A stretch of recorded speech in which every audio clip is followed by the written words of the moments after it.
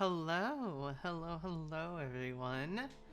I am Ghost Plays, as you probably know, and this evening I am going to talk about a TTRPG. This is a TTRPG that has been stuck in my head for the past year, and I would like to talk about it. It's something that has been living rent-free in my head. So what is the TTRPG? What are you getting into? I am so glad you asked. So, let's imagine a world with supernatural creatures that rule the night, complex supernatural politics, bloodsuckers. The supernatural I'm talking about in question are bloodsuckers. And there are gothic horror themes. So, it would be pretty obvious that I'm talking... Oh, and it also uses a D10 system. Now, all of this being said, you might be thinking I am, of course, talking about Vampire the Masquerade, but we're gonna get that shit out of here, because I'm talking about Orbis Aerden, Reign of the Accursed, baby! Oh, I've been wanting to... Am I muted? If I'm muted, I'm gonna die. Okay, I'm not muted. Good. Okay. So I'm not muted. Oh, I've been wanting to talk about this game for so long. Guys, you don't know. I've, ranted about this game to people. It happens. Okay, so let's talk about Orbis Aerden, Reign of the Accursed. It's a 2014 TTRPG, and I have opinions about it. Mostly positive. But before we really get into what Orbis Aerden, Reign of the Accursed is, we need to talk that I need to let you know. Both the good and the bad of this game will be covered. I'm not going to sit here and only praise the game. There is going to be a point where I need to talk about some negatives, though I do generally want to be positive, because I don't want to shit on someone's creation. Also, all the art from now on will be from their official, they had a DeviantArt page back in 2014, which is when this game was released. And so all of the art is official art from Deadeye Shades Games. Except for one piece, which we'll get to when we get to. But anyway, so both good and bad will be covered. I'll be going absolutely feral this entire time. If you haven't fucking noticed by how I'm acting, I am so fucking excited. Genuinely, I want to scream about this game for however long this takes. I know I said be going for 2 hours. If this takes shorter because of my sheer excitement, this is my fault and I do not care. I'm not sorry about the last point. That is very important to know. I am not sorry that I'm going to be going absolutely fucking feral. I'm just so happy to talk about this. I will be comparing VTM to Orbis Aerden, Reign of the Accursed. There will be some comparisons thrown in, but I'm going to try to keep it to minimal. But usually those comparisons are used for understanding, because this game is not as well known. So I want y'all to be able to kind of understand what I'm saying if you know anything about VTM. I will be using art, as I said before, from the Orbis Aerden book and Kickstarter. I think there's one image or one or two images from the book itself. No, there's 3 from the book itself. The rest are from its DeviantArt page. And then there's one thing that's something I made. But we'll get there when we get there. Oh, I am such a chaos gay right now. And you know what? It's fine. Also, there should be more than one book, cowards. I know this company has gone defunct. I don't care. Give me the rights. I will make more books. I will make a second edition. I do not care. This game has consumed my brain like fucking Bloodborne and other stuff. I have opinions about this game. Listen. Like I said, I'll be going feral this entire time, and I'm not sorry. What's happening next? What are some terms you should know? When I say things, I want you to know what I'm saying, and not just thinking I'm totally insane, even though I am. So in this list, the VTM term is going to be first, and then I'll say it's equal to the Orbis Aerden equivalent. That's what OA is, Orbis Aerden.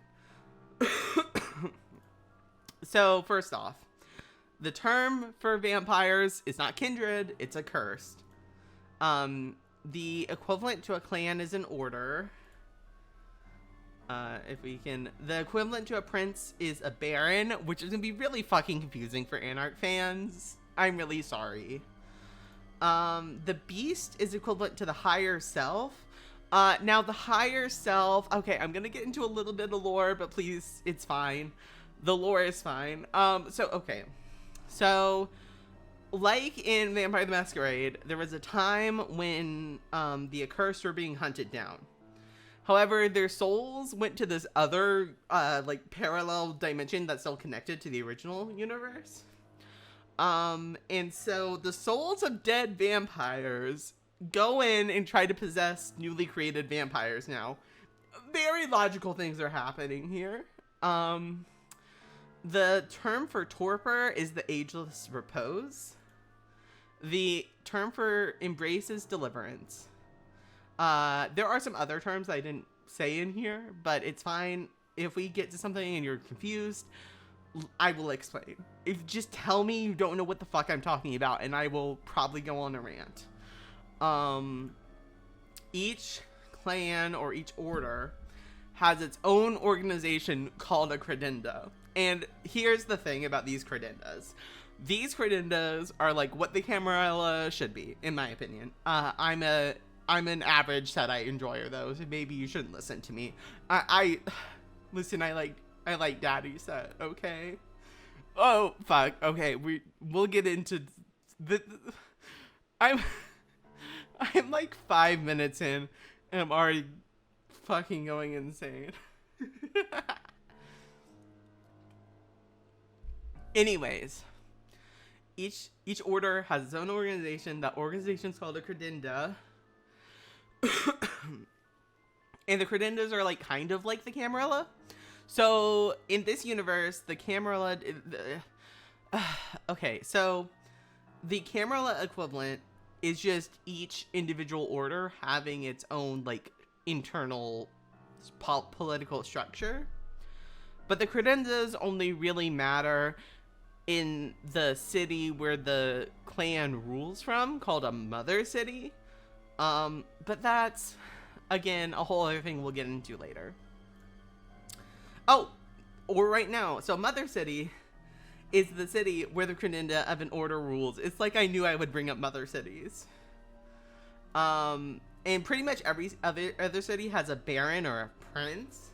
And what that means is that, okay, so, basically there are a couple cities that are controlled by the credendas. The rest of them are pretty much controlled by the, Society of Horrors, the baronies.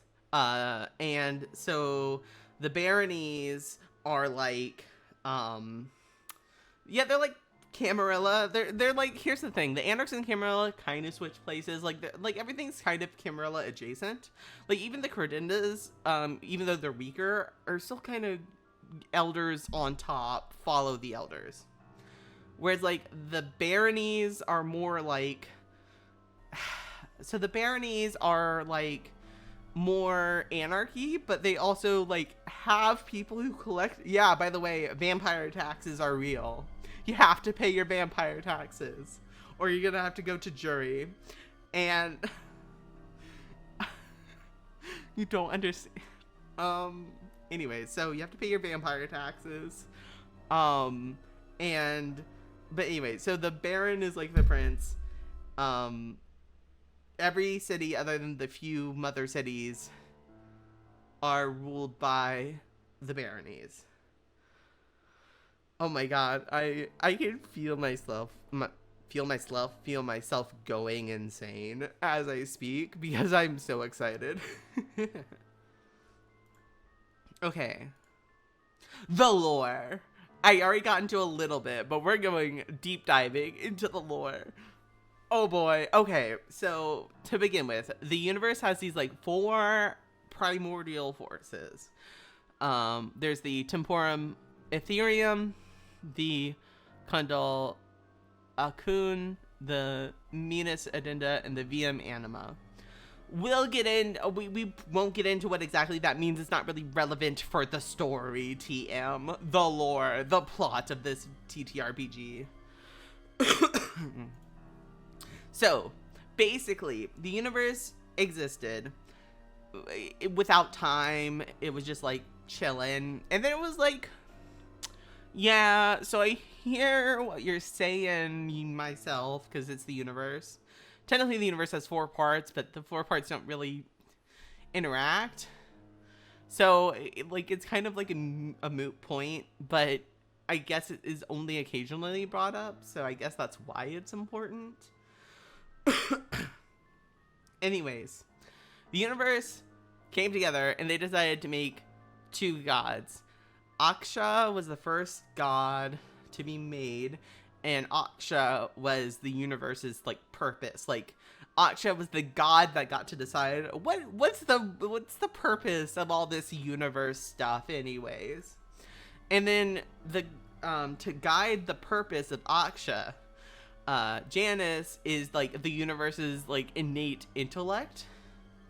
And they decided together that the reason for universe is to have life in it. If you're what's the reason for existing life? The universe in this universe says that the reason to exist is life. Also, the solar system they exist in is called Novus, which is just new in Latin. Very original anyways. And they started making organic life and animals and plants and stuff. But Janus and Akasha were not thrilled. Well, Janus was fine because he's the smart lad, but Akasha got the big depressed. They got a bit sad because they thought that life in and of itself was not enough purpose. So what did they do? They made children. They got down bad. Okay? The 2 primordial gods got down bad, but not really exactly like humans get down bad. They kind of basically they just made new beings together that were representative of their essence, kind of distilled a bit, but they ended up making 4 other gods basically. And even though they made the 4 gods, Akasha was still a bit sad. They were we made new gods, but they're so perfect. It's tragic. We made perfect beings. Oh, woe is me. Yeah, Akasha, shut the fuck up. So she was still sad. The children, so those children being Arias, Varinthia, Kronos, and Severa, they all decided, hey, our mom is a bit sad. She's got the depresso espresso, and she needed to come up with something. They needed to find a way to cheer up their mother. And so the Arias, Varinthia, Kronos, and Severa all decided to how are we going to make mother proud? How can we serve cunt the best? So they decided that the best way to do this was, oh, I'm surprised. I did not see how surprised I was this entire time because I'm going off. Okay, so where was I? Fucking opened the thing. Here we are. Okay, so anyways, they tried to cheer up their mom by making stuff, because obviously because their parents made life, they have to be happy and make stuff. So each of them made something individual. Severa, so we're going right to left because this is kind of how the order presents it. So Severa made magic, and Akasha was magic's pretty dope, kiddo, but not dope enough. I'm still sad. Kronos got up in here yeah, I'm Kronos, I'm cool, and I made a way for us to teleport across the entire universe at any time through this alternate dimension that's parallel to this dimension.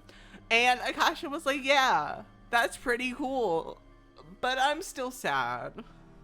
Then Varenthia, like, made wisdom the ability for, like, life to learn from its past mistakes. And Akasha was like, I get it. I get it, my daughter. Wisdom's so important. But I'm still sad. And then the last god, Arias, like came up to the mom and was like, hey, Mom, I get you're the big sad, but look, I made intelligent life. I made humans.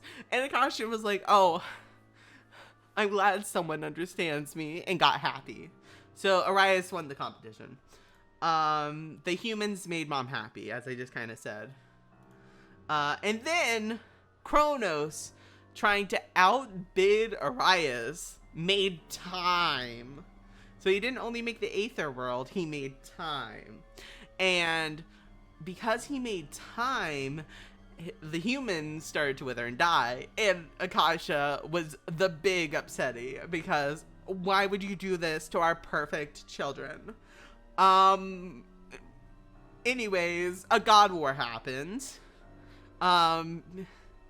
So I didn't really explain this, but basically what ends up happening is Janice is like really pissed at Kronos, and Kronos is like, hey, Dad, what if I see you're trying to like dismantle time, and I'm not cool with that. That's not okay. And so I'm gonna put you in like a time prison. So Janice gets locked away in a time prison. Then Arias, so then each of the gods like go and make armies, because they're like, oh, we don't want to fight each other because we don't want to hurt each other because we're such good siblings. We're just gonna make fucking sentient beings to fight for us, because this is a logical conclusion. Oh, also, I should be clear, the humans are on the Orbis, or the world, called Aerden. That's why the name is Orbis Aerden, Reign of the Accursed. But all this fighting is happening on a different world. It's not really important, but the teams end up being Arias, Sauveros, and Akasha, the mom, because Janice is in gay baby jail, versus Kronos and Varenthia. Now, these teams seem a bit unbalanced, and they kind of are. Basically, they're, if I'm trying to remember correctly, I think Sauveros made dragons. Kronos thought he was going to lose the war, and when he was making time, so he ended up going out, finding some Cthulhu entities called the Supernal Archae, or Archae, and made some deals. So Kronos had the Supernal Archae. Varenthia had like some giants, I think. Arias and Varenthia made giants. Again, they don't really come up often. This is just all backstory to the book, or to the TTRPG. Anyways, so Kronos makes a deal with the Archae to have them fight for him. Because this is why we cannot have nice things, because Kronos is a dumbass. Because he made a deal with Cthulhu-like beings that were there before his parents were there, and thought, yeah, this is fine. I can handle this. He could not handle this. He absolutely could not handle this. Next slide. The lore, part 2. Also have some art of combat happening. Kronos, like I said before, he locked up his dad. And then he ends up winning the war because the Supernal Archae are so fucking powerful. Cthulhu gods. In like a last-ditch attempt, Akasha, the mom of the gods, sacrifices herself, and in doing so gives all humans a soul so they can reincarnate. Yeah. That's a thing. Reincarnation is canon in this universe. Because her whole thing is that, like, well, if I give humans a piece of me, they can learn over multiple lifetimes, because we can't stop time. Speaking of stopping time, Arias tries to stop time, and he gets fucking wrecked. The universe is like, nah, time's too important to me. Nerf. They hit him with a nerf. A new patch came in. Arias you're not really able to stay with the gods anymore. You lose most of your power. You're still immortal, though, but you have to drink the blood of your creations to survive. Sucks, bro. So, Arias, okay, so at first, Arias is just chilling. He's minding his own business. Then he finds a human that he thinks is hot. And what else would he do but marry them? And so they're chilling in their like little village hut, and it's fine because no one knows he's a god, and whatever. So then humans who are like fighting each other fucking murk the wife while he's away. Like, I think he's running some errands or something. That they fucking murk his wife while he's away. He gets pissy, but doesn't really do anything because he's like, oh, well, they're making mistakes, but like they'll learn. We'll get back to that. So he's pissy for a while, but he cools off, finds another woman who recognizes that he's a god because she met another god. And they get married. She dies again, and then he gets like uber mega pissed and decides, you know what, fuck it, if these humans are gonna make such asses of themselves, I'm gonna have to be a dick. So he does that. He basically walks up to the capital of the nearest like empire, fights everyone, like dude again was like fairly peaceful, was hiding himself, not trying to kill people. Then dude just like stumbles up one day after his second wife dies, goes to the castle, tells the king, yo, I'm in charge now. The king is like, who the fuck are you? And no, the fuck you're not. The king sends his whole army after this guy, and he kicks the army's ass and doesn't die. So yeah, he's in charge now. He also had a secondary motivation for doing this, but we'll get into that later. So then he starts to make 10 Accursed, the primordials, the founders of the clans, or of the orders. I apologize, I needed to take a sip of my drink. So after we do that, after we get the orders, what the orders are. I apologize, there's just a spider, and I am seeing it. No, so after he makes the 10 Accursed, he's like, yo guys, I got to tell you something. These like primordial beings that my brother made a deal with because he's so smart and then lost control of because he's so smart and created time, which is lovely. Anyways, we gotta fight these Cthulhu-ass monsters. And, you know, the 10 primordials were like, yeah, that's chill. So they do that for a while. And then once they defeat the Supernal RK, motherfucker, one of the Accursed is like, hey, daddy, or sire. It's not really called sire, whatever. Hey, sire, I hear what you're saying about the Supernal RK, but can we, like, maybe give it a break, and can we make some kids of our own? Arias wasn't having that and murdered the kid immediately. He had made a few kids without the dad knowing, without Arias knowing, but that's besides the point. Because, well, that's not entirely true. I'm thinking through it again. No. What happened was the dad had made, they had made more Accursed, all 10 of them, to fight off the Supernal RK, but the humans were basically treated like slaves and like cattle and used for pleasure and stuff, which wasn't great. Like, that's not a good thing that happened. Like, slavery is not good. But also they're like, no, but we have to do this to defeat the Supernal RK. So they end up like all going in, fighting, closing a portal to where the RK are coming from. And that's when the challenge against his dad happens, against Arias happens, and Arias just murks the guy. Anyways, no one was happy with that. If he was in, like, Fallout, he'd be like, you just lost karma. Anyways, that's, like, the gist of it. Then basically the dad fucks off, and the other god spawns are, like, start to backstab each other, and then the whole political system I explained before happens. So, we're going to talk about the orders in no particular order, and here's some lovely art of the different orders. We're going to go order by order, in no particular order. So let's start with the order Nocturne. Now, you may look at this guy and be like, who is this Nosferatu motherfucker, and why does he have a cool wicked tat? Well, let's get into that. They're the Nosferatu equivalent, if you can't tell by the everything.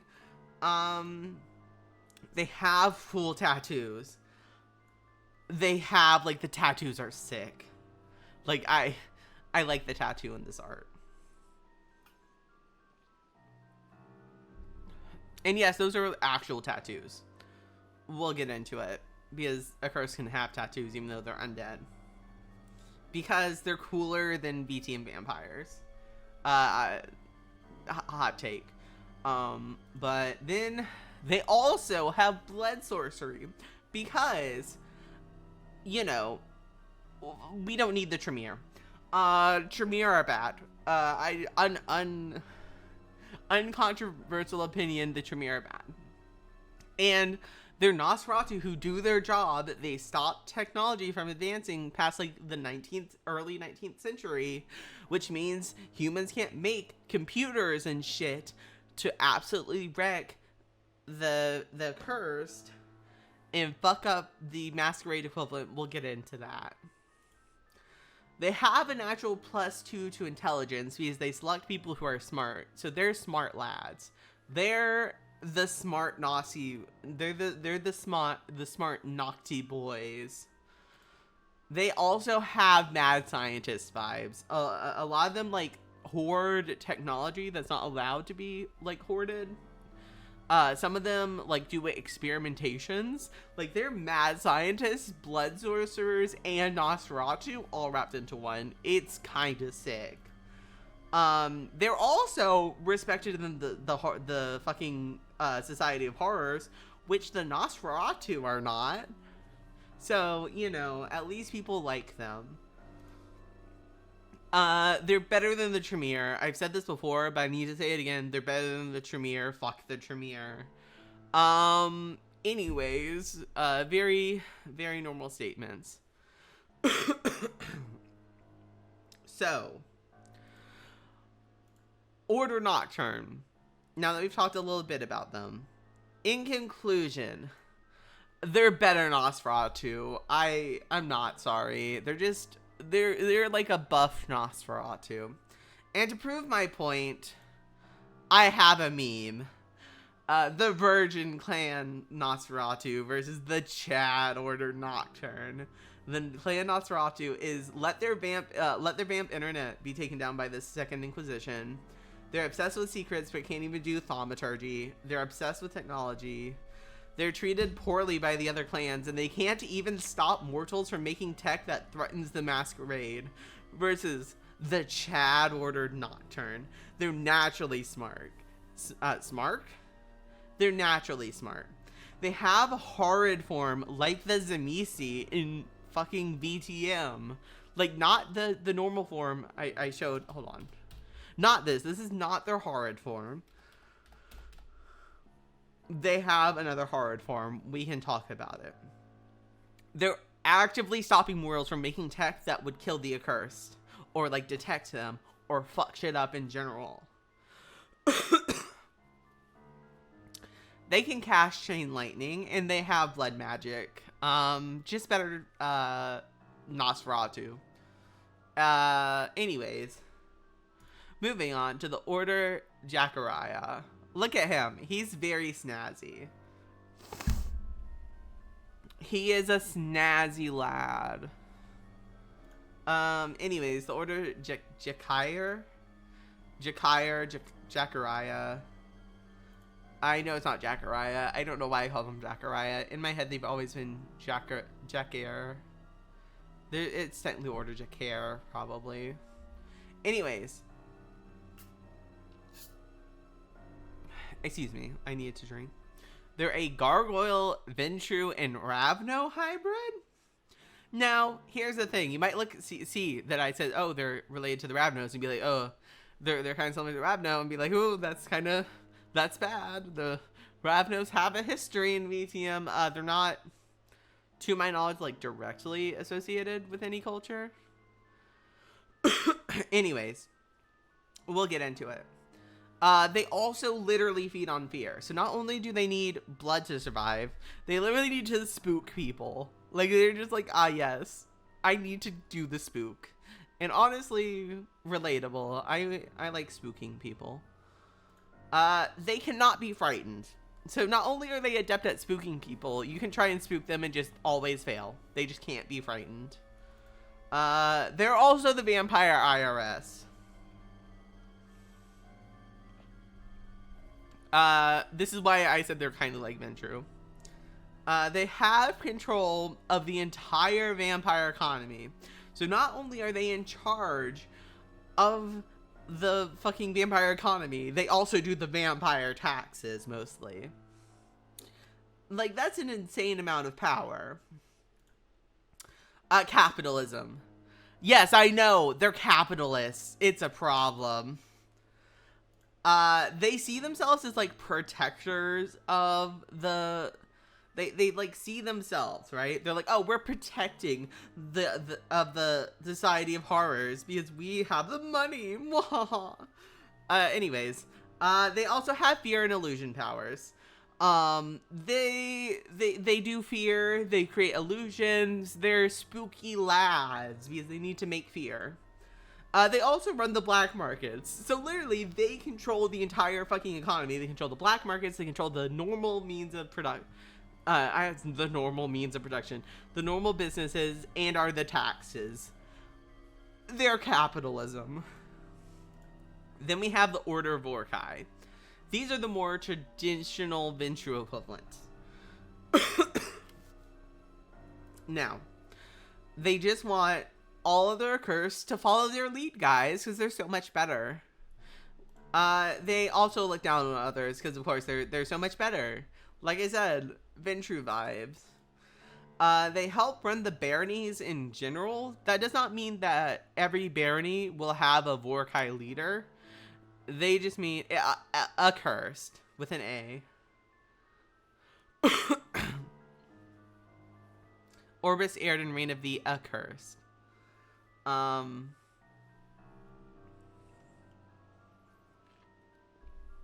Anyways, they help run the baronies. Their weakness is that they're thirsty lads. They're not picky lads. They're thirsty. They need more blood than everyone else. They are down bad. They're down bad for the blood juice. They want to get a little sucky with the bloody. Yeah, they're down bad. They can hold more blood though than usual with age. So the older they get, the more blood they get. And so that helps them because they're thirsty lads. I know. Very hot fury. They start with less blood reserve. That is their downside. So though they will hold more blood than usual as they get older, they start with less. So it kind of balances out. But they're also thirsty lads. They also have blood manipulation powers. Now, I have things about this. Okay, so when I was a younger lass, I wrote some Vampire the Masquerade homebrew that had bloodbenders. These guys are bloodbenders. That's what they are. Except rebel bloodbenders versus these like stuck-up bloodbenders. That's the point. Anyways, next order. The Order Razurese. The normal boys, the normal lads. They're the Banu Hakim equivalent. I'm not calling them the other name. They're Banu Hakim equivalent. I know the V20 name. They're the Banu Hakim equivalent. They lost their mother city, so their credenda doesn't control their mother city. They're information brokers. So you might look at the Nocturne and be like, oh, these guys are information brokers. No. The Banu Hakim are the information brokers. They are also mercenaries for hire. So not only do they have all the information, they will fuck shit people up for you, as long as you pay them, of course. They also have a sub-faction of cultists. We'll get into what they get into. Little culty boys. There's a lot of themes of old versus young, because the younger Razurese don't really respect the older ones because they lost their mother city, and the older ones think they know better because they're older. They have obfuscate. That's their, like, power. So the Banu Hakim have obfuscate, and the Nosferatu have blood magic. Very normal things. Yeah, so cultists, they need to eat, people's flesh. Not just the blood, they're like the, what are they called in Vampire the Masquerade? Nagaraja. They're like, they're like Banu Hakim Nagaraja. The cult of Nom Nom, yes. Anyways, they also, like the, other order that fed on fear. These guys need to eat flesh, and it's a whole separate reserve called, I'm gonna say the word. I'm not monetized, but I hope I can at least say the word. The mechanic in this game, because they must eat flesh, is called cannibalistic points, even though I would argue it's not really cannibalism because they have to eat human flesh and they're no longer humans, they're undead. But that's here or there. Moving on. The Order Ydrebel, however you pronounce it. They're the spider scorpion vampires. They have the singular mind. So, okay. They have a hive mind, kind of like the Malkavian, except I think is handled a lot better because it's not like mental illness associated. Excuse me.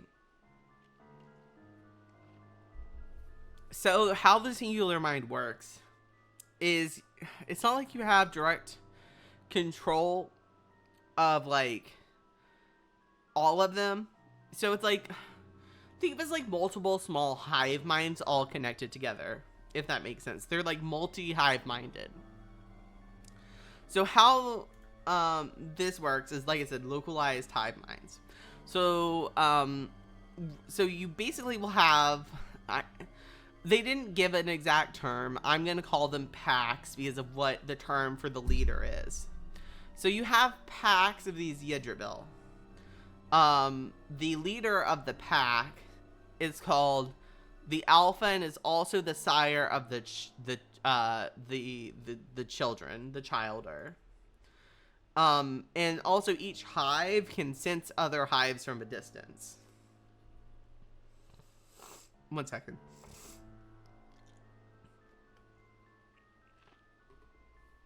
Sorry, I was taking a drink. So how this works, really, is the alpha of a pack of Ydrebel will... Okay, so they're childer, I think they're called, like, spawnlings or something like that. Will order their spawnlings to do stuff, but they still have a degree of free will. However, if you're a player character, you're always playing an alpha and have your little childer minions beneath you at the start of the game. You can buff your minions, your childer, as a player character. Yes, the alpha spider. Night Fury, and you're not awful. They can also cut themselves off from the hive mind willingly. But you don't want to do that, because any Ydrebel who cut themselves off from the hive mind are instantly hunted down. Like I said, spider, scorpion, associated powers. But here's where it gets weird with them. So you might be asking, okay, so, but you're playing, like, someone had to create you as a Ydrebel. So how does that work? Like, because if you're controlled by the other person, no. The alpha can willingly cut off one of their spawnlings, their childer, from the localized hive mind, and they will then become their own alpha. So that's how that works. Anyways, moving on. Order Udernah. The Order Udernah are the Malkavian equivalent, but they're not associated with mental illness, so it's a bit better. Anyways, they actually aren't associated. They actually isn't associated with mental illness, like I just said, because I made this. I think the same way as I think. Surprisingly, they can see the future. That's like one of their powers. They just get to like see the future. They're just special like that. They can also eat souls. They eat souls. You know. Like this Lubri can't do, but they can. They literally eat souls. They're like mostly in control of their beast or their higher self. And they just want to preserve the Society of Horrors. Because, like, if one order takes control of the entire society, that would be really bad. And I just want to, like, preserve the peace, guys. I can see the future, and I want to preserve the peace.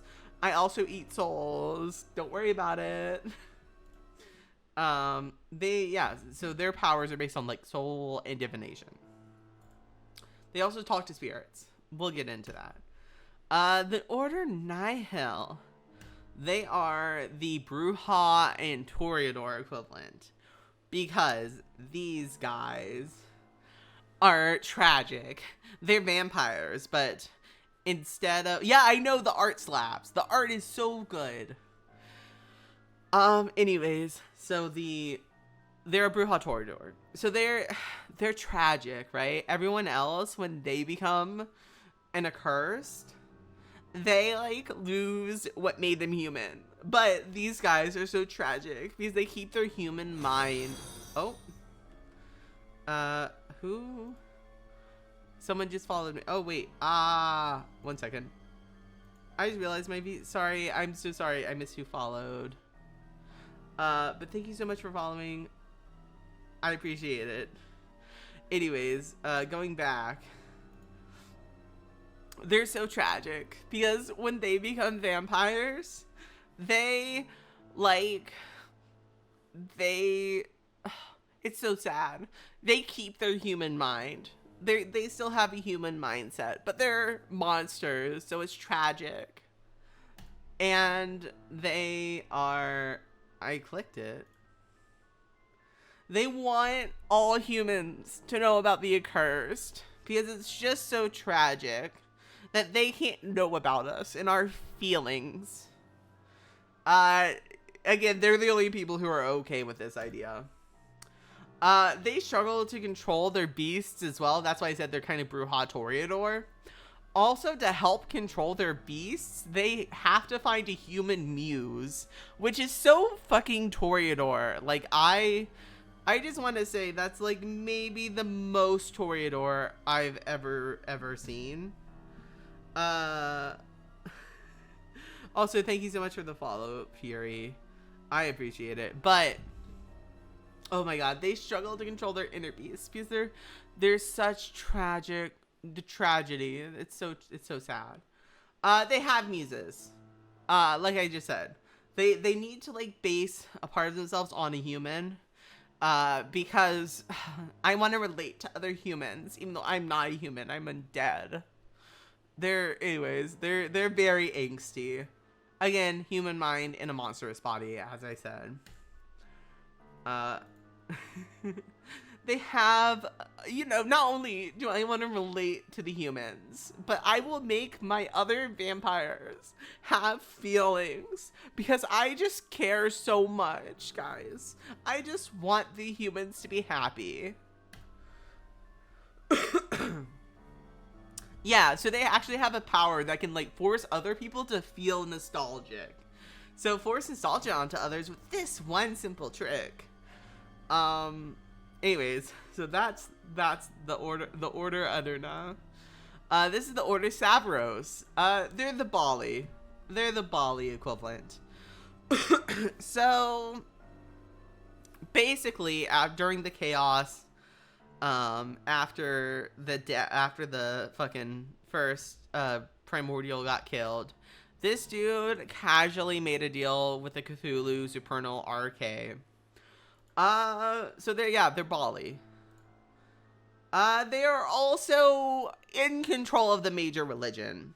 So after the whole God War that happened in the lore section, they totally just made a new religion and tried to make people forget about the old gods, or the real gods.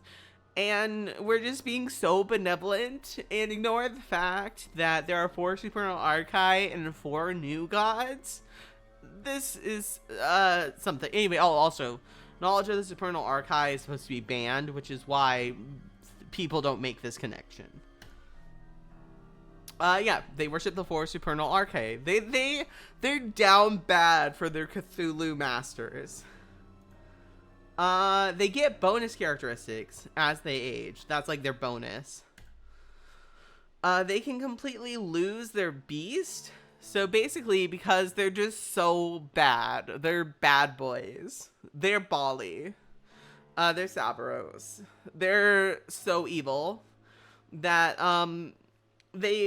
so over time the higher self will kind of take you over. That's just kind of how it works in this system. But they can lose their higher self and never lose control of themselves. They also have poison and fire powers. They also have other powers, but those are the 2 main ones. Where is it? Come on. They can also, once a night, because they're just that cool, can reroll a check once a night. Because our gods love us. Cthulhu loves me, and I get to reroll a check once a night because I'm so special. I'm sorry. I'm making fun of it. I do enjoy it. I'm not making fun of it. This is like, I'm enjoying this. This is coming from a place of endearment. Anyway, so the Order Faustahd, the Necromancers. Yeah, like I said, the Necromancers. So these guys are a little funky. They're a little funky. They're funky Necromancers. They're oppressed, because they are too OP. So, okay. Let's do a little bit of history. So, I say Necromancers are too OP because in this game, Necromancy lets you control other Accursed. Which is pretty big. You can also explode other Accursed tarts, which kill them. So, they're a little OP. So all of the other orders deadass banded together to try to kick their ass. So literally they got waged war on by the rest of the Accursed. Like every other Accursed was like, we need to kill these fuckers, they're too good. Too OP, please nerf next patch.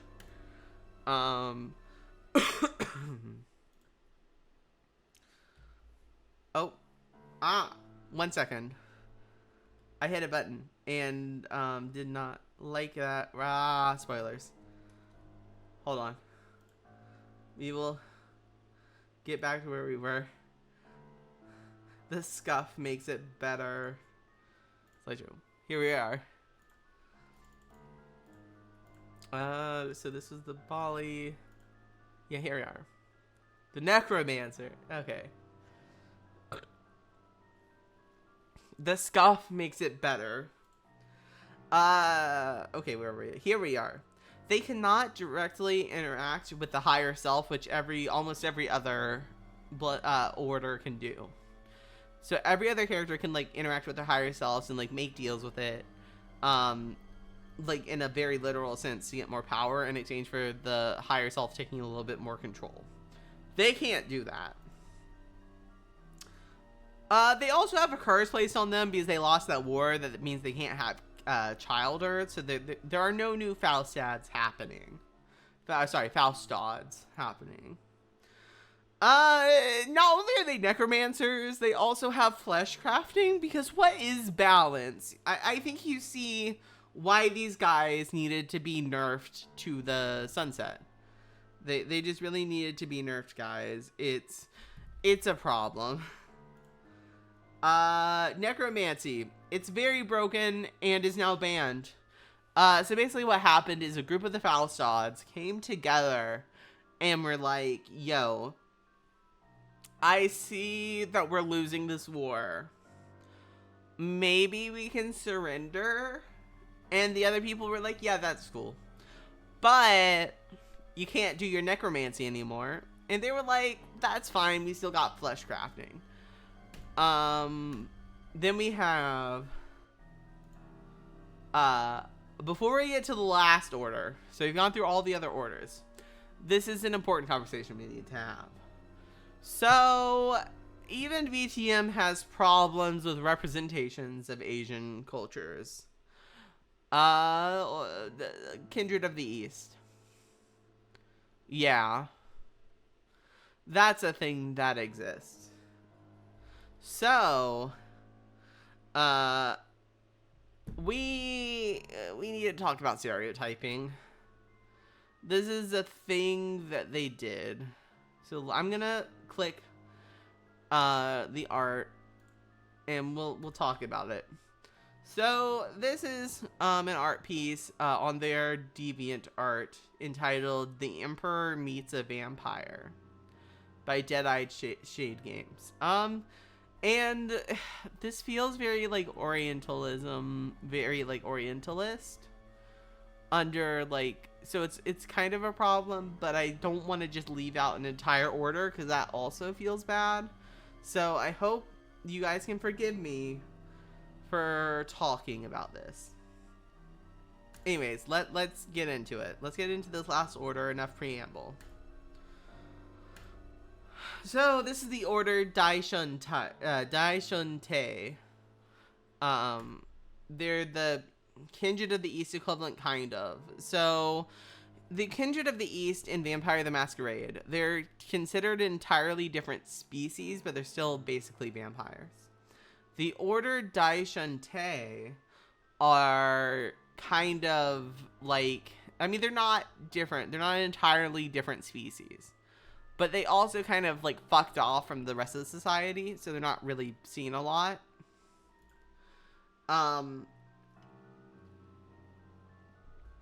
Because they're special little babies, they're Kindred of the East equivalents. Because they're special little people.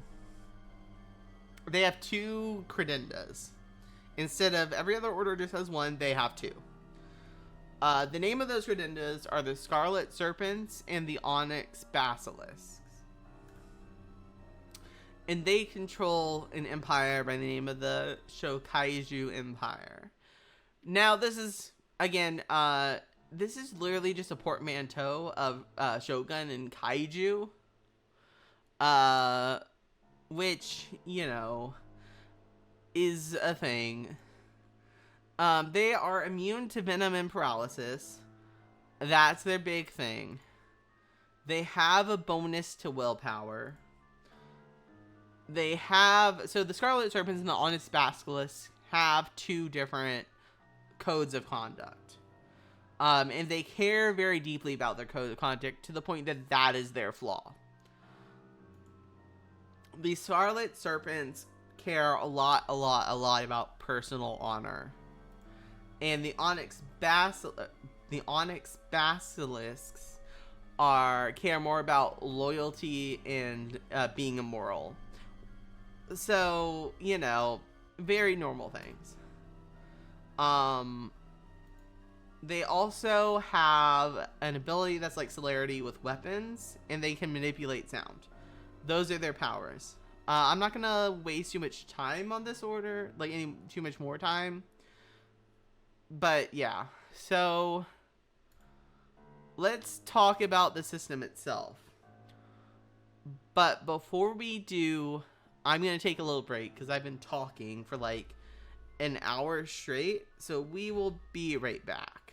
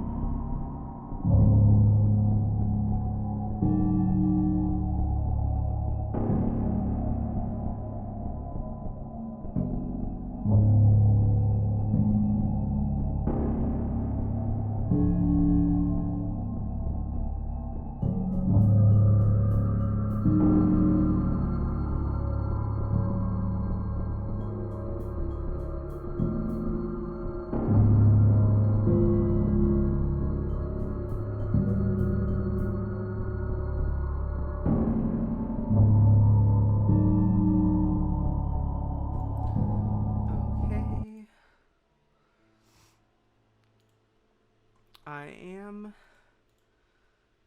back. Let me just open up the here we are. Okay, so now we're going to be talking about the system basics of Orbis Aerden, Reign of the Accursed. So if you're just joining in, hi, my name is Ghostplays, and I am talking about a game I really like, even though it has some flaws. So the system basics. Most checks are 2d10 plus or minus modifiers. It's called the do or die system. They have an advantage and disadvantage system like D&D, except you roll 3d10. You can also have double advantage or double disadvantage, which is 4d10, and you take the highest or lowest. The main like attributes, if you think of like D&D, you have your like core attributes of like we'll go through here. So the core attributes, the main checks are strength, dexterity, constitution, intelligence, perception, willpower, charisma, and appearance. No, not willpower, just will. There's something else called willpower in this system. Skills are called aptitudes. That's what they're called. There's actually something really cool in the slide after this I want to get to, but I want to talk. Size, like how big you are as a person, not like weight necessarily, but like how physically big you are, like how menacing physically you are, is a statistic. And it also has several mental states, because this does have elements of like Call of Cthulhu or like Lovecraftian horror. They're kind of, it feels like almost like they're obligated to have a mental like stability system, so that does exist. And these the mental stats, like mental stability statistics in particular, are not my favorite parts of the game, but they exist. Do you like chess? Here's the big part, the chessboard. This is actually one of my favorite parts of the game, mechanically speaking. I think the lore is really cool, but mechanically speaking, this has, and this is an image of the character sheet, to be clear. So, one second.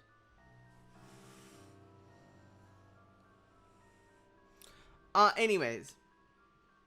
So, it makes mechanics, the chessboard overall will make mechanics out of stuff that is just concepts in other games. For example, your drive is your like motivation, and it's the thing that defines you as a character. So for example, if you're driven by greed, let's say you're a very greedy character, well, that will then kind of influence your ultimate goal. So if your drive is greed, maybe your ultimate goal is to take control of the city. Like, be the wealthiest person in your city. That's your ultimate goal. And then the goals section are actually like minor objectives that work towards your grand plan. And what I really like about this is in BTM, you know, you're always scheming, you're always plotting. But even though you're making progress in session, it doesn't always feel like you're making progress in session. And so while you're making your plans, there's this system called preparation points, and you can actually see it at the right side. And those preparation points kind of represent how fleshed out this plan is and how close you are to completing your goal. Your power play is how much your presence has been felt in the Society of Horrors. So, this is actually like a ranking. It ranks 1 to 6. And the power play is a really cool mechanic, because I think it gives you an understanding of how important your actions have been in the society. And the power play actually links into another mechanic that is not on the chessboard, which is the obscurity and notoriety. I think it's called obscurity and notoriety. Basically, it's a stat of how well or how unwell known you are. And I think that's such a cool system. Wealth actually fucking gives you money amounts. Okay, so this is a personal gripe with VTM and other storyteller system games, that you might have 3 dots of resources in Vampire the Masquerade or in other White Wolf games, and it'll be like, oh, you're very well off, but it gives you examples, but a lot of the examples, especially in the older editions, like not necessarily 20th anniversary, but like the revised even, won't really help you much with understanding exactly how wealthy you are. And wealth is kind of hand waved away in Vampire the Masquerade, but in this, it gives you money amounts. So not only do you kind of get to know, okay, well, I'm actually making this much a month, but then you can actually know, oh shit, I'm about to drop down to the next wealth bracket below me. That's not good, especially if, for example, your character is greedy. You want to be getting enough money, unless like what you just spent is getting you more money, right? The mutual understandings is the beneficial relationships you have with other Accursed. So they're like kind of almost like a coterie, but not really. It just basically is like, who are you in a mutually beneficial relationship with, like NPC wise, or even between other PCs. Your domain and holdings. Okay, so these actually mean different things mechanically. So unlike in VTM, not every, well, I guess in VTM not every vampire has a domain, but it's the same thing here. Not every vampire has a domain. Your holdings are like what buildings you actually own and like what physical stuff, like almost like possessions, but it's like businesses and stuff, like your real estate and other stuff. And your accursed scions is the term for childer. So just to be clear, that's what that means. Your enlightened servants is the tool for ghouls. And so let's talk about the enlightened servants a little bit, because they're a bit different than in Vampire the Masquerade. So one thing I really like about the lore of this universe is that the reason that Accursed haven't really been discovered, aside from the massive assistance that the Order Nocturne has done, is also that the Veil, which is it's the Masquerade, but it's called the Veil.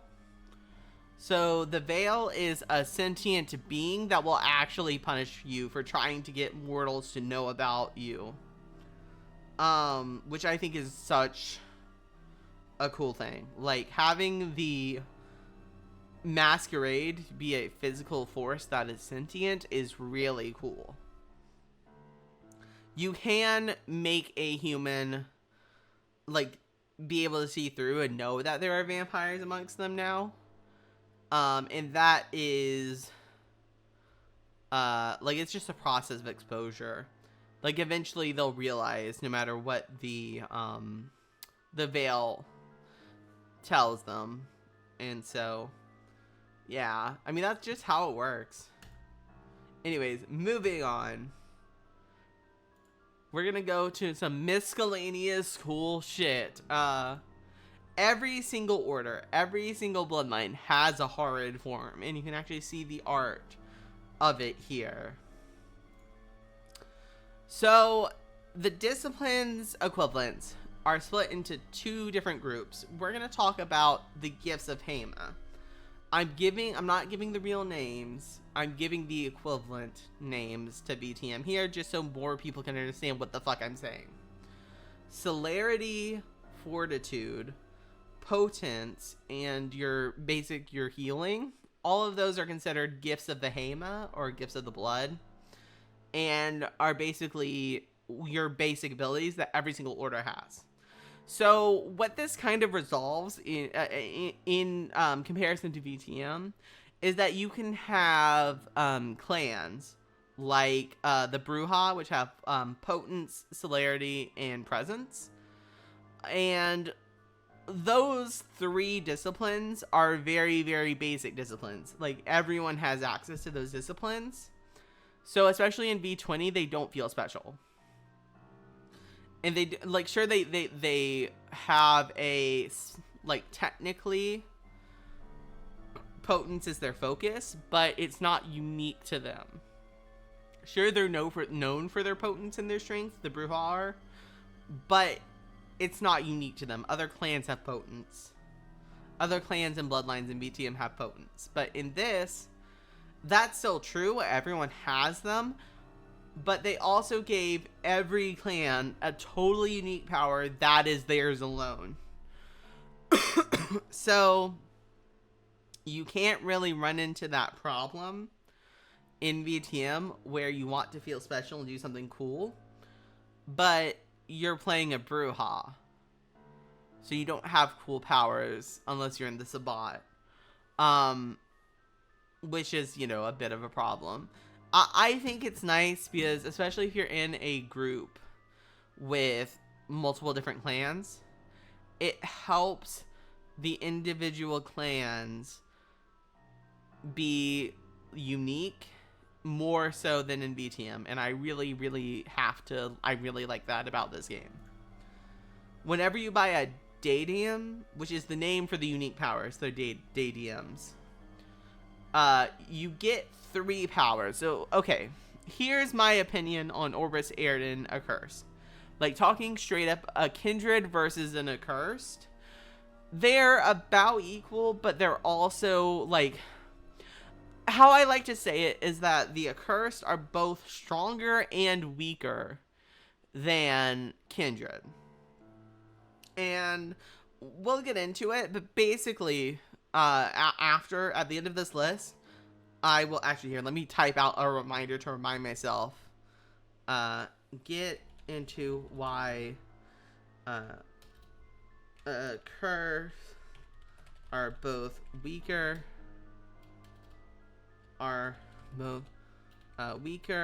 and stronger than Kindred. Okay. I have written myself a note. Okay. Anyways, so whenever you buy a Dadium power, you're not just buying like a single power like in BTM. Like, you know how in BTM you go 1 to 5 dots, and then you get the power that's associated with the dot, or in V5, you choose between like 1 and 3 powers typically.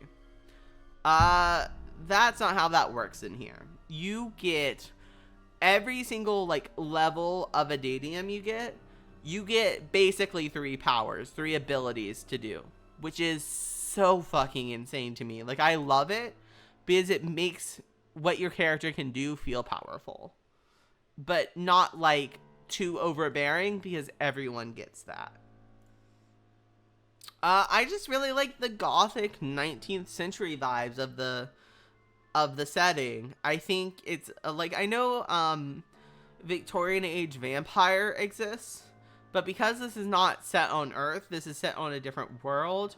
Yes, it has the aesthetics of the Victorian age, but it does avoid a lot of the obvious pitfalls of associating it with the real world, which I think was a good move on the part of the people who made this on Dead-Eyed Shade Games.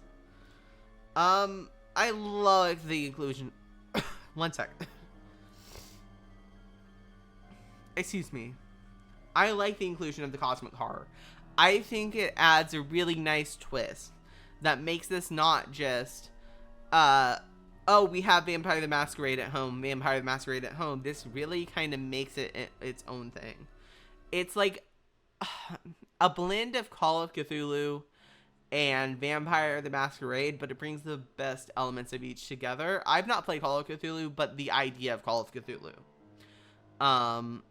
It brings those together in a very unique way that I really, really like.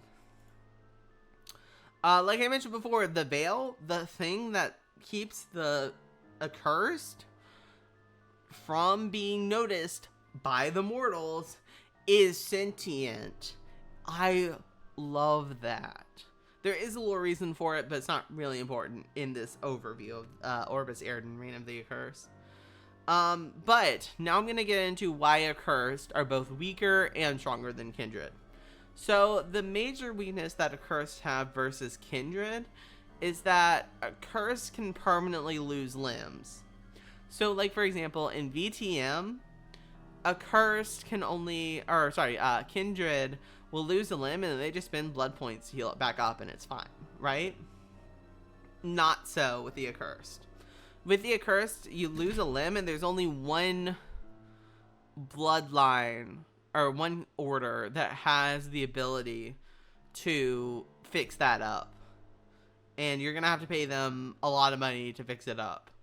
So I think that makes the healers, which I didn't really get into, but it makes the people who can heal much more important.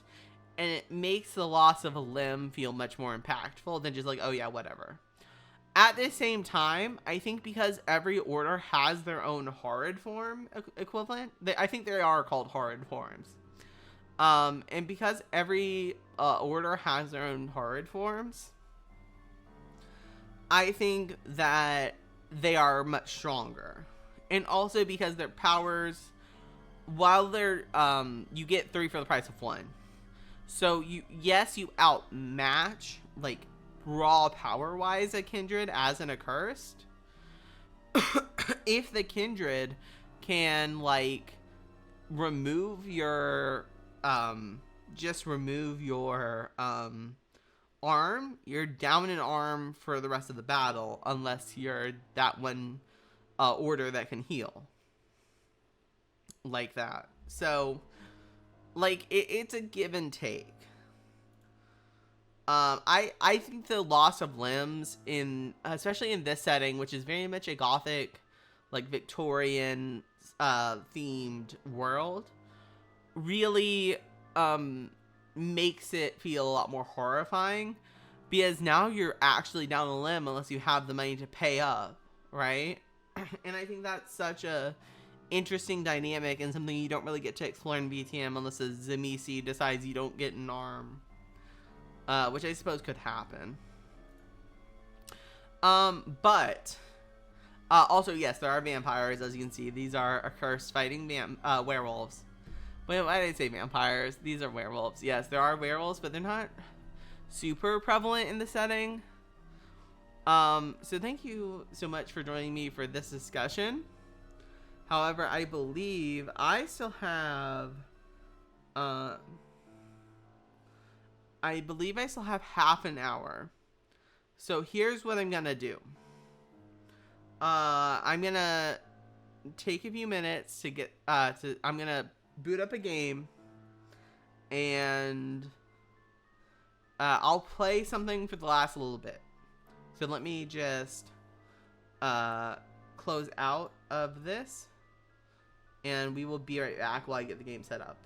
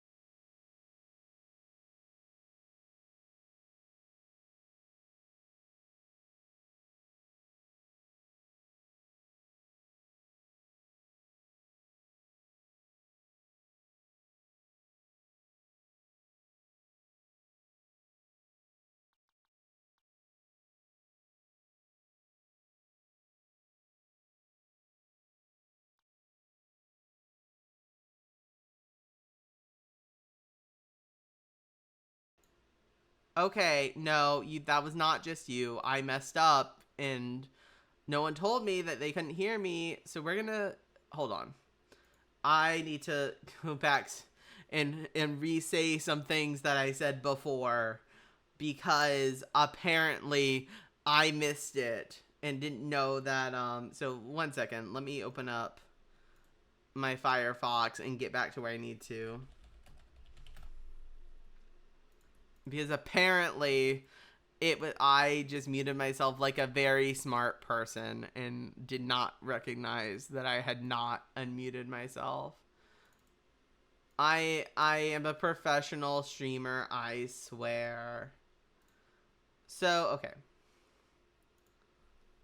Doing this, going back here. And we're getting there. Oh, okay, we did it. I'm doing it. I'm a professional streamer. Okay, anyways. Yes, I'm so professional. I'm so deep. Sorry, anyway, so, in case you didn't hear me say this before, this is a 2d10 plus or minus mod system. It's called the do or die system. There is an advantage or disadvantage to it, which is called 3d10. The double advantage and double disadvantage is 4d10, and you basically take the bigger or smaller numbers depending. The 6 main stats are strength, dexterity, constitution, intelligence, perception, will, not willpower, just will, charisma, and appearance. For those of you who know me, know I will have the highest appearance no matter what, order I'm playing. So in this game, skills are called aptitudes, and there are like 6 ranks of them. There's also a size stat, which I think is pretty cool because it's not about like how much weight you have, but it's more about like your bulk and how tall you are and how physically strong you are. Not in this system, they're not, swordsmen. Will and willpower are not the same thing. No, not at all. They also have several mental statistics. So, because of... Okay, so this has Call of Cthulhu influences. And so, because of that, because of the Call of Cthulhu influences, it has, like, mental stability statistics. Those elements are just not my favorite parts of the game. They're just not. I think it's an interesting game. Oh, wait, fuck. On Star Wars Battlefront 2, I need to fix that. Because I was switching over and then I I'm so deep. I'm so professional. 1 second. Talking. No, I can fix my category.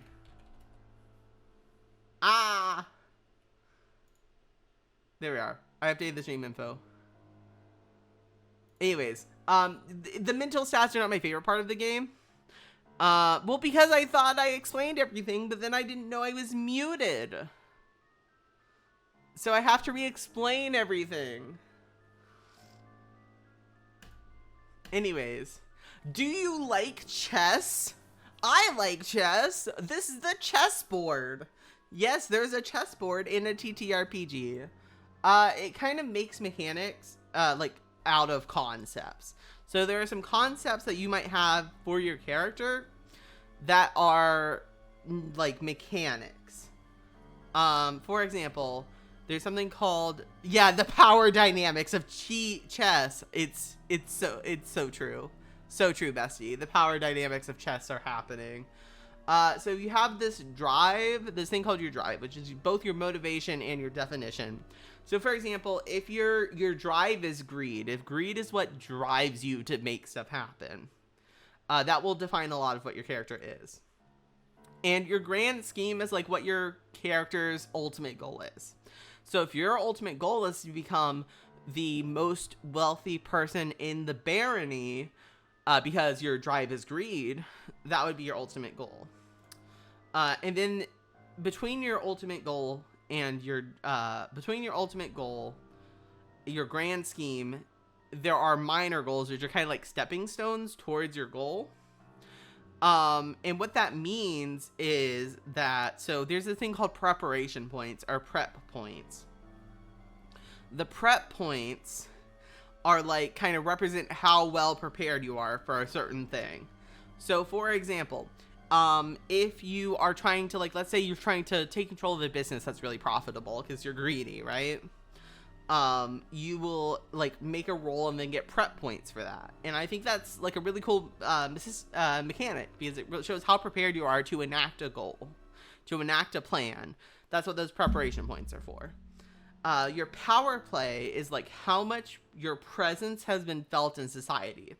And this is linked to another stat in this system, which is called obscurity, which is like how lesser known you are. There are 6 ranks of power play, and there are like 6 ranks, I think, or 8 of obscurity.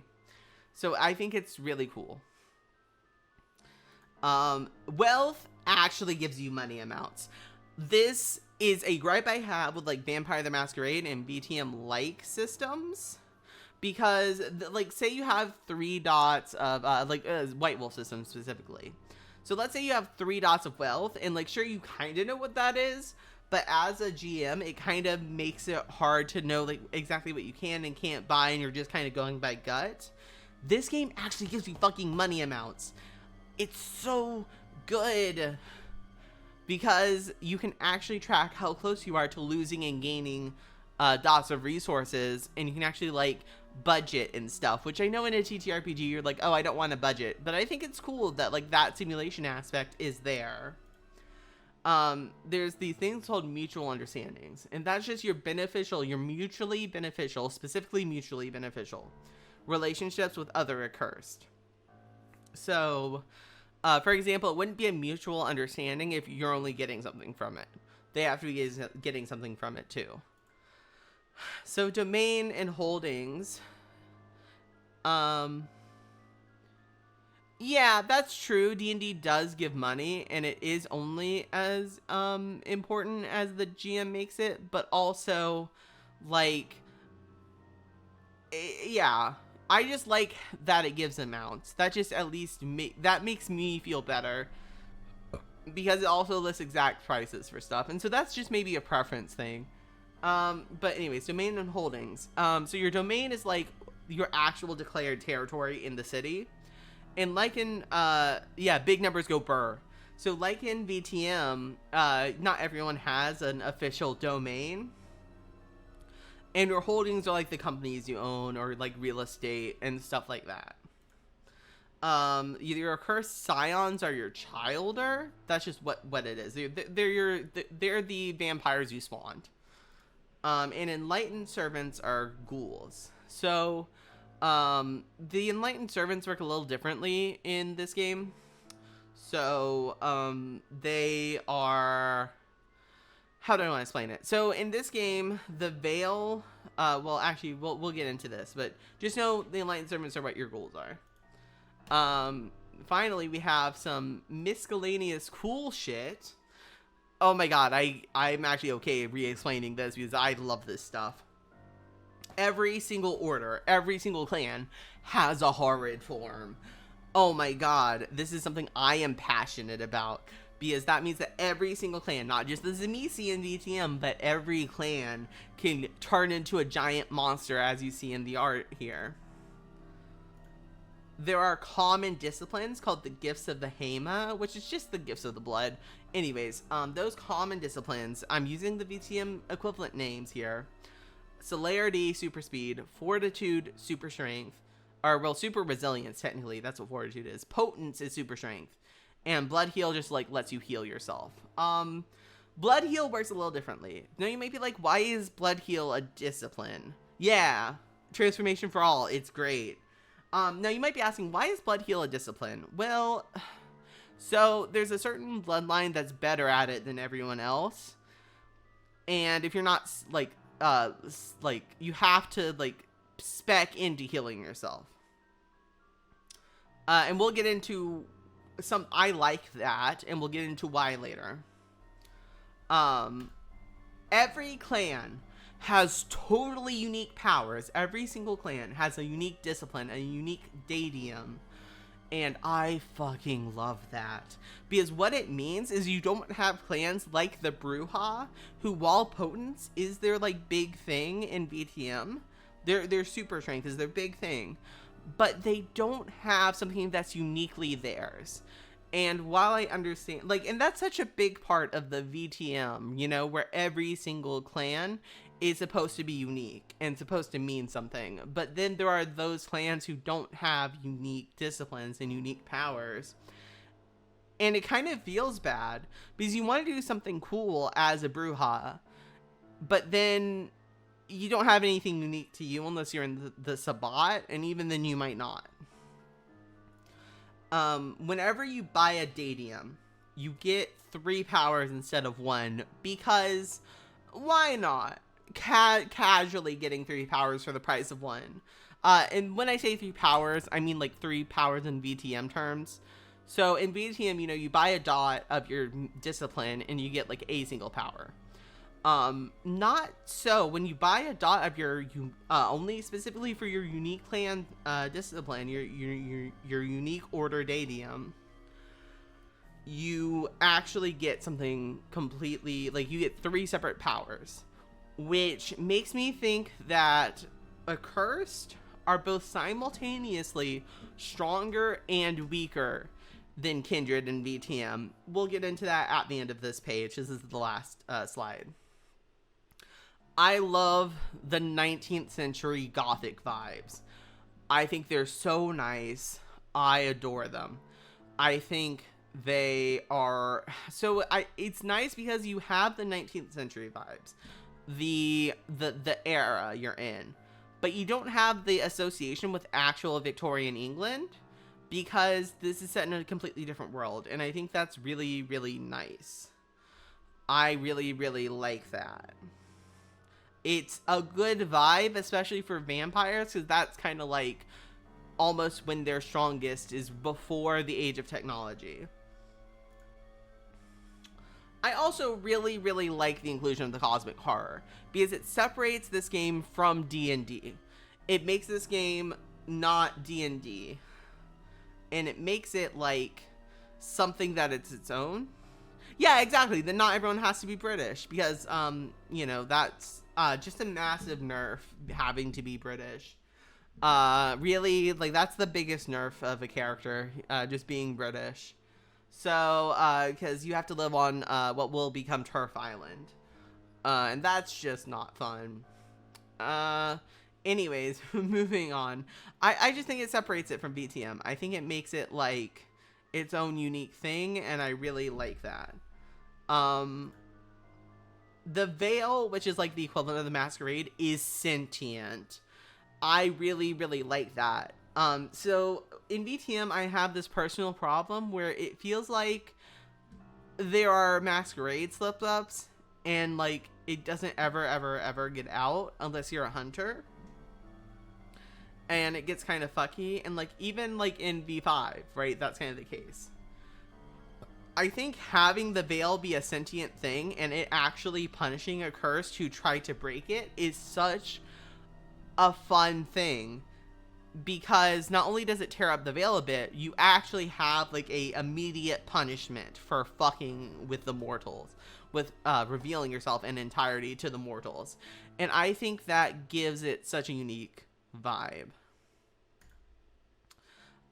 So thank you for joining me. There are werewolves, as you can see, but they're not really a big part of the setting. So let's get into why I think Accursed are both weaker and stronger than Kindred and Vampire the Masquerade. So Kindred have the ability to naturally, like, if you get a limb cut off, you can just heal it and it'll grow back and it'll be fine. Accursed don't have that unless they spec into healing, or realistically, I think there's only one bloodline that's really good at healing that can heal lost limbs. And it's not even the flesh crafters. So, like, if you lose a limb, that's gone. Like, you're stuck without a limb for the rest of the game unless you can pay up, essentially.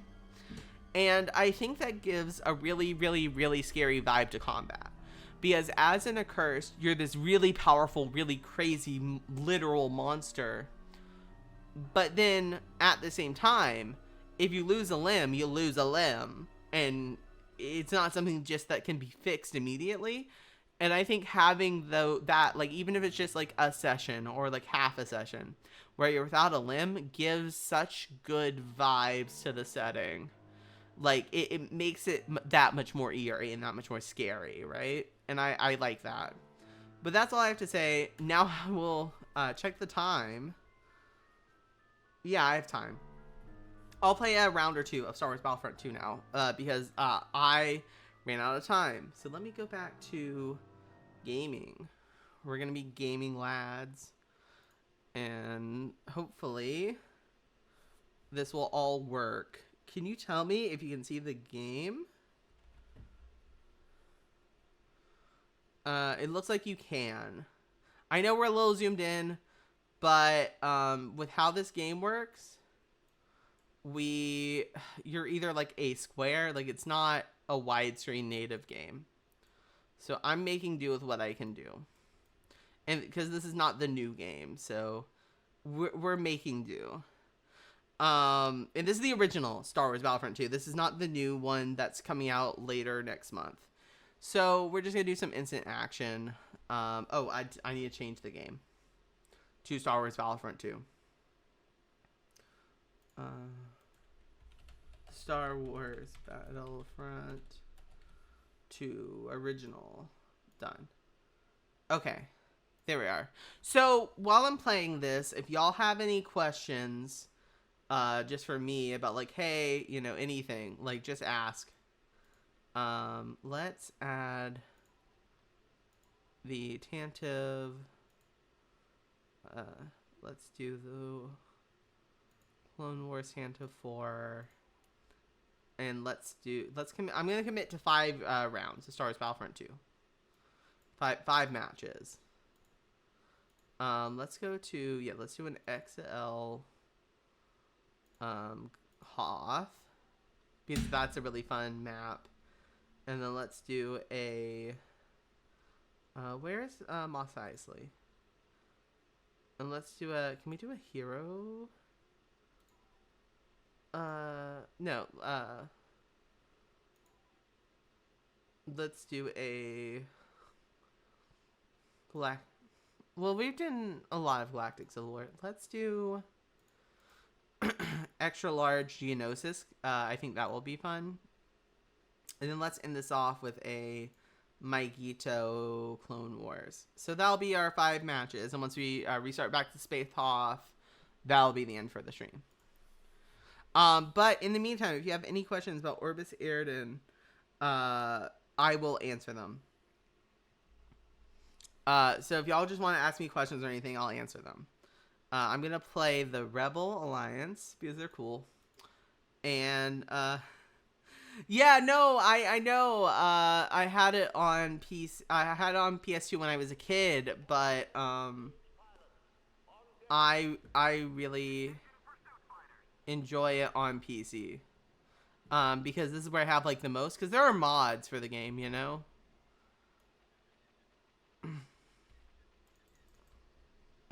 So I think, like, modding it.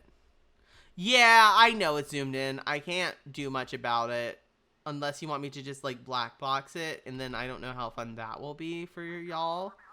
So it's kind of a lose-lose. Hopefully the new release later this month will be better about that. I'm going to die. I am absolutely gonna die. Right? Wait, I have energy, so can I do my... Yeah. Okay. I can maybe get in here. I only have a sliver of health left. Okay. I did make it in. That's, was not expected. I did not expect to make it in here. Yeah, also, I'm sorry. It's just, this is not a, this is just not a big... Oh my god. Hold on. I might need to check something because I'm getting, like, black screens every so often right now. My model, yeah. Oh, does it look like my model's flying through space? Because I'm in the, the rebel ship right now. I'm gonna have to check to see what this looks like. Actually, I can pause because this is a solo game. Oh my god, yeah. I see what you're saying. 1 second. I'm gonna zoom this out. Yeah, we're gonna... It decided to zoom... Oh, I see what it was doing. Okay. 1 second. Oh, because it was resizing constantly. There we are. That should be better. I hope that's better. I thought I chose the Rebels, but I chose the Empire. And you know what? This is fine. Yeah, much better. I'm sorry. I've never streamed this game before, so...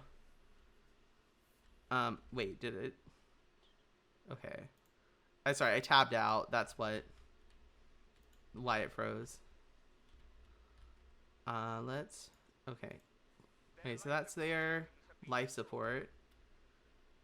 I should probably get some more ammo.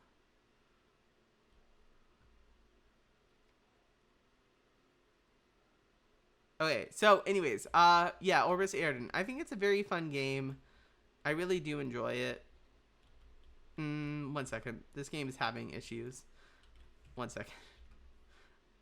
1 second. I think I know what the problem is. Yeah, well, it's supposed to be quiet because I don't want the game to... well, one, I don't want the game to be louder than me, and two, I also just think that the game itself, I don't want any copyrighted music, even though I've muted the music, so that shouldn't be a problem, but I am always worried that the copyrighted music will just turn on, especially because it's Star Wars, so I'm trying to limit that. And also, I'm just excited for the next game. I am really, really excited for the new game that's coming. Oh, I need to get more rockets and kill more rebel scum. A new world is under Imperial control. If you play Star Wars Empire at War, you might recognize that voice line. What the hickety heck?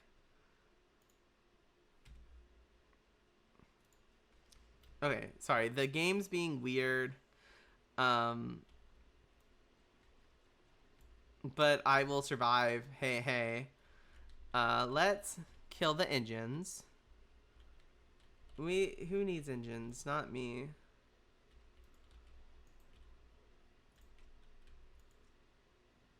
What's an engine? Who's an engine? Why is an engine? All things I have ideas about.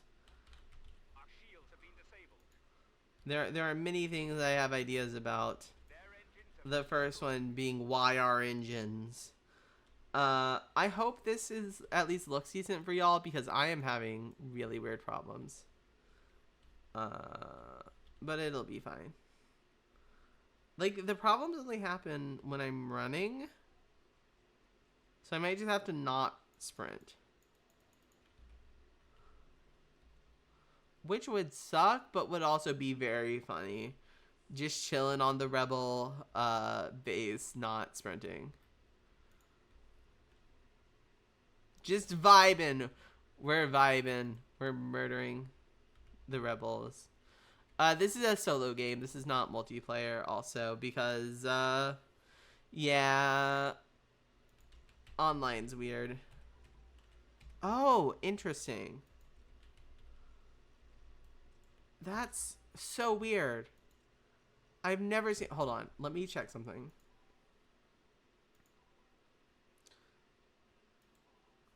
Huh. I want to try something. Give me 1 minute. I'm going to restart the game. I'm going to restart the game. We will be right back. Because that was looking weird on my end. That was looking so weird on my end. So I'm restarting the game. We can hope this will be good. Because I promised y'all 5 matches of this. And even if we go over time, especially because I think there was a good like 20 minutes where y'all couldn't hear me, I'm going to do this. Instant action. Let's see here. I love the doggo. Let's see here. Let's go down to Tatooine. We'll do Hoth. Oh, well, let's not do 2 spaces back to back. Let's do Jabba's palace. Let's do extra large Geonosis, as I was gonna do last time. And let's do Hoth. This needs resizing. Oh, it doesn't? Oh, no. It doesn't need resizing. We'll get into it because I think I know what's going on. Anyways, we can do Clone Wars Yavin 4 as the last match, I think. So I think I know what's happening, and I think it's dumb. I think it's really dumb if what I think is happening is happening. Yeah, what I think is what I think is happening is happening. That's really funny. Okay, now I know for the future. I was playing Empires before. I'm gonna play Empires again. Okay, so what was happening on my end before the restart was the game would just randomly black screen for no understandable reason while I was trying to stream. Like, I would just be walking around murdering rebels, as any good Imperial does. Ignore the fact that I just got murdered. That didn't happen. No,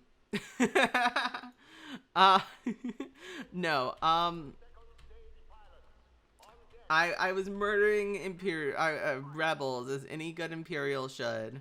And I was just, like, suddenly not allowed to, like, do things, and that was just not cool. You know, it was very not cool that I was. Oh, 1 second. Wait, no, I forgot the controls to block missiles. You know what, it's fine. Oh wait, no, I'm in a Lambda, that's why I can't. Well, you can, but it's just, I'm a good pilot, guys. I'm the best at piloting spaceships. Ignore the last 2 spaceships I've piloted have exploded. That has nothing to do with anything. I am stealing this ship from you, my guy.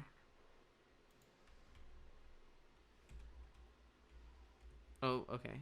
I am still getting the occasional black screen, which is kind of spoopy, but it's fine. We're vibing. We're chilling. We're in. Was I already that low? Okay. I'm switching glasses, because clearly I can't do what I wanted to do last game on this map.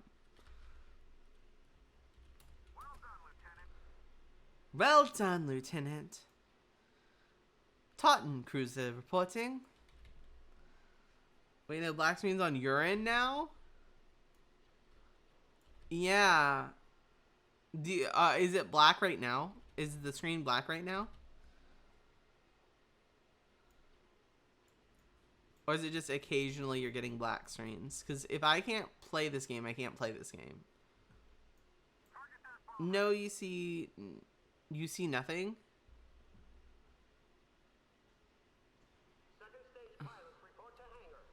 Okay, hold on. I think it's just this game. Okay, I'm gonna play something else then, because clearly my computer is not happy with Star Wars Battlefront 2 Original. Let's see. Actually, I have 5 minutes left in stream. Let's just vibe. Let's do some vibing. For 5 minutes. Do I remember my hotkeys? I do. Hello. I am very proud of myself. Oh, you've encountered no black. Okay, well, it's a bit late now. I'm gonna switch games back to just chatting. I know my hotkeys. It's great. But yes, I really am appreciative of everyone who came out this evening. I apologize for not speaking without knowing it for a while, but no one told me that I couldn't be heard. So we got round 2 Electric Boogaloo of the last bit of the thing. Hopefully when I went over the VOD, I don't lose more. If I do lose more than just what I thought I lost, I will make this a YouTube video. Like, also make the VOD a YouTube video. I'll cut out the part where I was where I lost my audio, and we will talk about. I'll make a video about this. That's not, hopefully not as scuffed as tonight ended up being. I really did. But this is just chatting now. Because I want to be on top of things. Okay, so thank you so much for coming by, talking about this Orbis Aerden, Reign of the Accursed. I really love that game. Next Monday, I'm going to be talking about either Mithras, a fan-made StarCraft 2 TTRPG, or I might talk about some other indie TTRPGs I've read. I just haven't made a decision. And also now I know how many slides I need to make, so I know how detailed these discussions need to be for the future. But thank you everyone who came out tonight. I really appreciate your presence. It was really fun to just sit here and chat and go absolutely feral over a TTRPG. That was just, it felt so good just to get out by excitement about this game. I was so happy. So thank you so much for coming. Stream will be ending in about 2 minutes, but I need to shut some other things down. But y'all have a lovely evening, my little monsters. Come back Saturday for Video Game Saturday. I am actually cooking up something special for Saturday. I might have to change the game if what I want to do works. If it works, I will be so happy. But I have to figure out how to mod a game in a week. Just to get what I want to have happen. So no idea if this will work, but we can try. I'm trying to keep it secret because if it works, it'll be so dope, at least in my opinion. But y'all take care. Y'all have a wonderful evening. Good night, all my little monsters.